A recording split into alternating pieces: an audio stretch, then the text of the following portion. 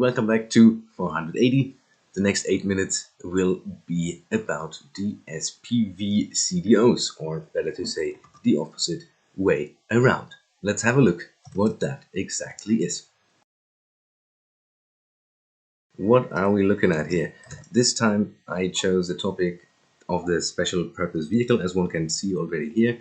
Well, the special purpose vehicle, but not only that, specialized special purpose vehicle in terms of the CDO. And CDO, as one may know, is the collateral debt obligation in combination with a special purpose vehicle, because actually a special purpose vehicle is a vehicle of financial techniques, so to say, operations which serve special purposes, and the CDO is one. For example, raising capital, but as one can see here, some others as well.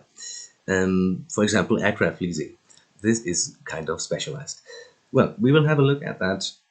First we will have a look at the application, then the incorporation, then at the investor protection and risk mitigation in the end. Our example here will be a credit card receivables CDO SPVs. So let's have a look at the actual application of the SPVs in Luxembourg.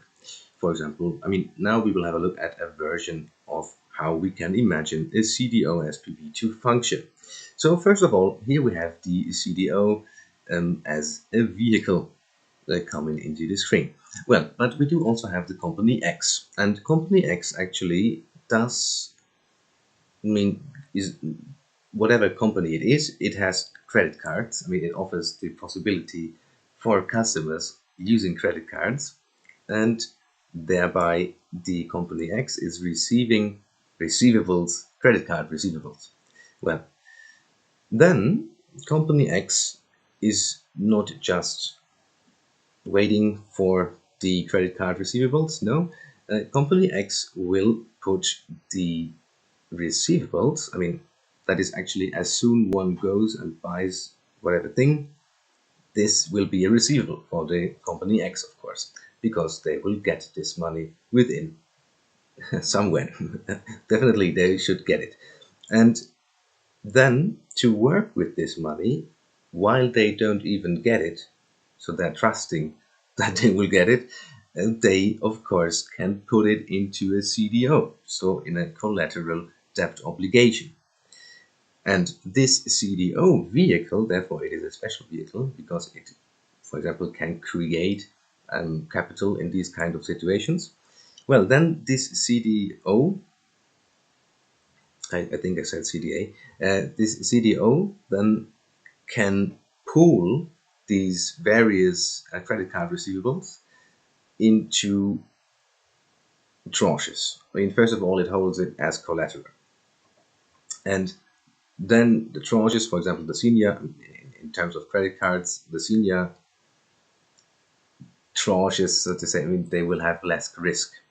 And the junior ones, they will have more risk, because we young people, we just spend a lot of money and are not responsible.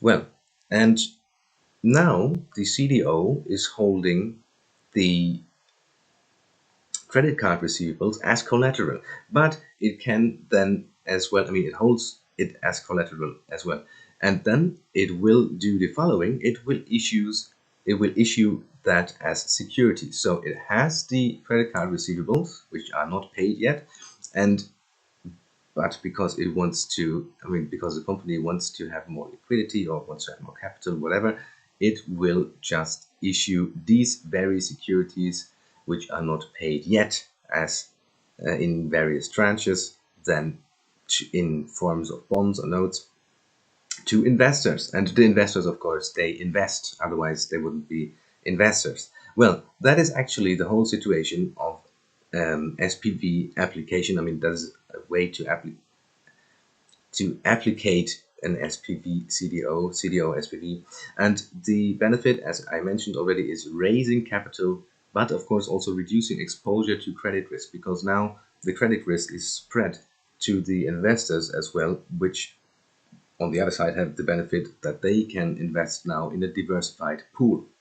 And this is actually the whole functioning of a CDO SPV in terms of a credit card receipt. What about the incorporation forms of these CDO SPVs? Well, usually they are incorporated as an SARL or SA, which is the SARL is the limited liability company, and the SA is the public limited liability company.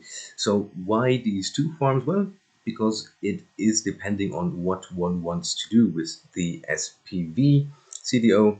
And in terms of like smaller, less complex transactions, one will definitely choose an SARL, for it is way easier to handle, it is easier to operate on it, and when maybe the structure of the transactions, because actually we are talking here about transactions, these are not funds, these are just companies which hold assets for then maybe funds will make use of them, but they're so to say only placeholders.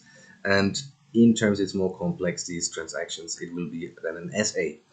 Benefits are that by choosing these kind of incorporations forms, generally in Luxembourg as general, one has the double tax treaties as a benefit, transfer pricing agreements, and withholding tax is also reduced in some cases. And actually the transferring pricing agreements are quite nice to also avoid higher costs, because one can just allocate income to jurisdictions with lower tax rates and expenses to jurisdictions with higher tax rates. Quickly to the investor protection. Well, the assets are segregated, meaning they are segregated from the originator. That helps, of course, the investor in the event of the originator's insolvency. Independent directors is also applicable, and professional service providers are all over the place in Luxembourg, so this is also a kind of investor protection.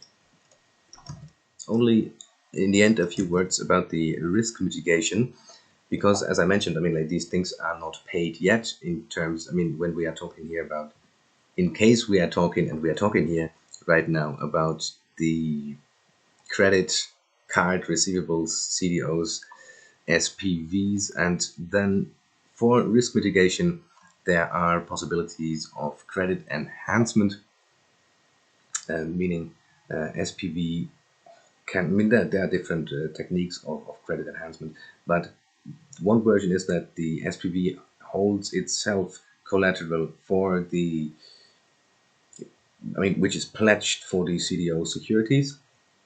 This is one version to conduct credit enhancement. The other one is surety bonds. That is a contract framework, so to say, between issuer, investor, and surety, which then is a third party, as well as credit derivatives, of course, which can also be used as risk mitigation credit enhancement, like CDS credit default swaps. Thereby the risk also, I mean, the credit risk is transferred to a third party. And well, these are the things about risk mitigation. Also a topic that we will have a look at maybe soon in another 480. This is it already for today.